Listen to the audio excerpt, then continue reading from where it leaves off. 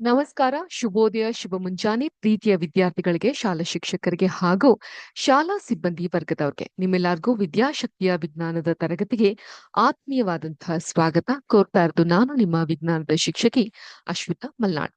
ಪ್ರಿಯ ವಿದ್ಯಾರ್ಥಿಗಳೇ, ಇವತ್ತಿನ ತರಗತಿಯಲ್ಲಿ ನಾವು ಒಂದು ಪುನರ್ವರ್ತನೆ ಕ್ಲಾಸ್ ಆಗಿ ಬಲ ಮತ್ತು ಚಲನೆಯ ನಿಯಮಗಳು, ಫೋರ್ಸ್ ಅಂಡ್ ಮೂವ್ಮೆಂಟ್, ಈ ಒಂದು ರೂಲ್ ಏನಿದೆ ಅದ್ರ ಬಗ್ಗೆ ನಾವು ತಿಳ್ಕೊಂತಾ ಹೋಗೋಣ. The law of force and motion, ಈ ಒಂದು ಪಾಠದ ಬಗ್ಗೆ ತಿಳ್ಕೊಂತಾ ಹೋಗೋಣ. ಈ ಹಿಂದೆ ಕೂಡ ನಾನು ನಿಮ್ಗೆ ಸಂತುಲಿತ ಬಲ, ಅಸಂತುಲಿತ ಬಲ ಇವನ್ನ ನಾನು ನಿಮ್ಗೆ ಎಕ್ಸ್ಪ್ಲೇನ್ ಮಾಡಿದ್ದೆ. ಸೊ ಈಗ ಅದನ್ನ ಒಂದು ಸಿಮ್ಯುಲೇಷನ್ ಮೂಲಕ ನೋಡ್ತಾ ಹೋಗೋಣ. ಈಗ ಒಂದಿಷ್ಟು ಚಾಕ್ಲೇಟ್ ಕ್ಯಾಂಡೀಸ್ ಗಳು ಈ ಒಂದು ಚಿತ್ರದಲ್ಲಿ ನೀವು ಕಾಣ್ತಾ ಹೋಗಬಹುದು. ಇಲ್ಲಿ ಎರಡು ತರವಾದಂತಹ ಜಾಗ ಇದೆ. ಇಲ್ಲಿ ನೀಲಿ ಬಣ್ಣ ಹಾಗೂ ಇಲ್ಲಿ ಕೆಂಪು ಬಣ್ಣ. ಏನಾಗುತ್ತೆ, ನೀಲಿ ಬಣ್ಣದವರು ಬಲವನ್ನ ಪ್ರಯೋಗಿಸಿ ಪಟ್ಟಿಯನ್ನ ಎಳೆದಾಗ ಅದು ಆ ನೀಲಿ ಕಡೆ ಅಂದ್ರೆ ಎಡಗಡೆಗೆ ಬಾಲುತ್ತೆ. ಅದೇ ರೀತಿ ಕೆಂಪು ಬಣ್ಣದವರು ಆ ಒಂದು ಬಲವನ್ನ ಪ್ರಯೋಗಿಸಿ ಪಟ್ಟಿಯನ್ನ ಎಳೆದಾಗ ಅದು ಬಲಭಾಗಕ್ಕೆ ಹೋಗುತ್ತೆ.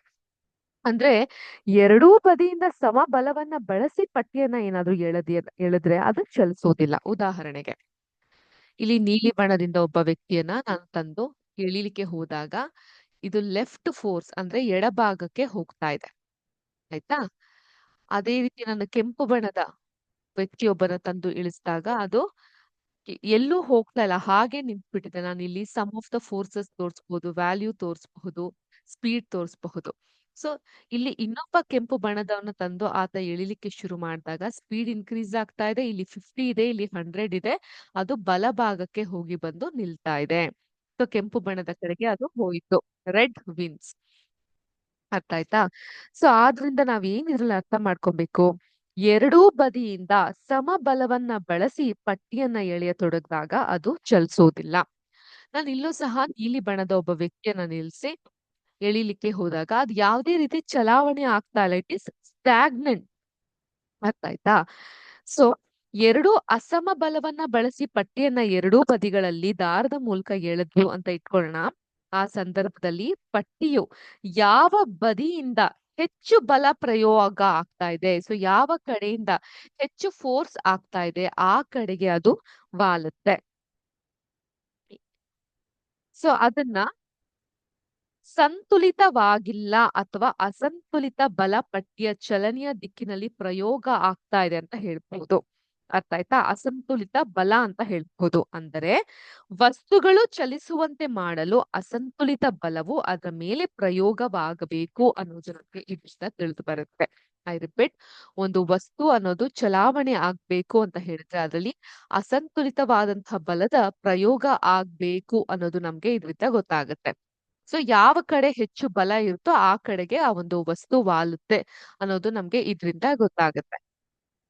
ಕ್ಲಿಯರ್? ಸೊ ಇದು ನಮ್ಮ ಬಲ ಮತ್ತು ಚಲನೆಯ ನಿಯಮದ ಇಂಟ್ರಡಕ್ಟರಿ ಸೆಷನ್ಗೆ ಸಂಬಂಧಪಟ್ಟಂತಹ ಸಿಮ್ಯುಲೇಷನ್ ಆಗಿತ್ತು. ಇದೇ ರೀತಿ ಮತ್ತಷ್ಟು ಸಿಮ್ಯುಲೇಷನ್ ಗಳಿದೆ. ಅದು ಮೋಷನ್ ಮೂವ್ಮೆಂಟ್ ಗೆ ಸಂಬಂಧಪಟ್ಟಂತಹ ಸಿಮ್ಯುಲೇಷನ್ ಇದೆ. ಒಂದು ಬಾಕ್ಸ್ ಮತ್ತೆ ರೆಫ್ರಿಜಿರೇಟರ್ ಇರುತ್ತೆ, ಇಲ್ಲಿ ವ್ಯಕ್ತಿ ಇರ್ತಾರೆ, ಯಾವ ಕಡೆ ಇಟ್ಟಾಗ ಅದು ಮೂವ್ಮೆಂಟ್ ಅನ್ನೋದು ಇರುತ್ತೆ ಅನ್ನೋದು ನಮ್ಗೆ ಇದರಲ್ಲಿ ಗೊತ್ತಾಗುತ್ತೆ. ಅದೇ ತರ ಫ್ರಿಕ್ಷನ್, ಒಂದು ಘರ್ಷಣೆ ಅನ್ನೋದು ಇದ್ದಾಗ ಅದು ಯಾವ ತರ ಆಗುತ್ತೆ ಅನ್ನೋದು ನಮ್ಗೆ ಗೊತ್ತಾಗುತ್ತೆ. ಇದರಲ್ಲಿ ಮೋಷನ್ ಇದೆ, ಇದರಲ್ಲಿ ನೀವ್ ನೋಡ್ಬಹುದು ಇಲ್ಲಿ ವೀಲ್ ಇದೆ ಹಾಗೂ ಇಲ್ಲಿ ಇಲ್ಲ. ಸೊ ಘರ್ಷಣೆ ಇದ್ದಾಗ, ಕೊರೋಷನ್ ಇದ್ದಾಗ ಯಾವ ರೀತಿ ಇರುತ್ತೆ, ಆಕ್ಸಲರೇಷನ್ ಇದ್ದಾಗ ಯಾವ ರೀತಿ ಇರುತ್ತೆ, ಅದನ್ನೆಲ್ಲವನ್ನ ನಾವು ನಮ್ಮ ಮುಂದಿನ ಕ್ಲಾಸ್ ನಲ್ಲಿ ನೋಡೋಣವಂತೆ. ಈಗ ಸದ್ಯಕ್ಕೆ ಇವತ್ತಿನ ಕ್ಲಾಸ್ ನಲ್ಲಿ ಮಾಡಿದಂತಹ ಈ ಚುಟುಕಾದಂತಹ ವಿಡಿಯೋ ನಿಮ್ಮೆಲ್ಲರಿಗೂ ಅರ್ಥ ಆಗಿದೆ. ಇದರಿಂದ ಕಲ್ತಿರೋ ಪಾಠ ಏನು ಒಂದ್ಸತಿ ಹೇಳ್ತೀರಾ? ಏನದು? ಅಸಂತುಲಿತ ಬಲವು ಒಂದು ವಸ್ತುವಿನ ಮೇಲೆ ಪ್ರಯೋಗವಾದಾಗ ಆ ವಸ್ತು ಏನಾಗುತ್ತೆ, ಚಲಿಸುವಂತೆ ಮಾಡುತ್ತೆ ಅನ್ನೋದು ಈ ಒಂದು ಸಿಮ್ಯುಲೇಷನ್ ಮೂಲಕ ನಮ್ಗೆ ತಿಳಿತು ಅಂತ ಹೇಳ್ತಾ ಇಲ್ಲಿಗೆ ಇವತ್ತಿನ ಚುಟುಕಾದ ವಿಡಿಯೋ ಕ್ಲಾಸ್ ಅನ್ನ ಮುಗಿಸ್ತಾ ಇದ್ದೀನಿ. ಎಲ್ಲಾರ್ಗೂ ಶುಭ ದಿನ. ಜೈ ಹಿಂದ್, ಜೈ ಕರ್ನಾಟಕ ಮಾತೆ, ಜೈ ವಿದ್ಯಾಶಕ್ತಿ. ನಮಸ್ಕಾರ.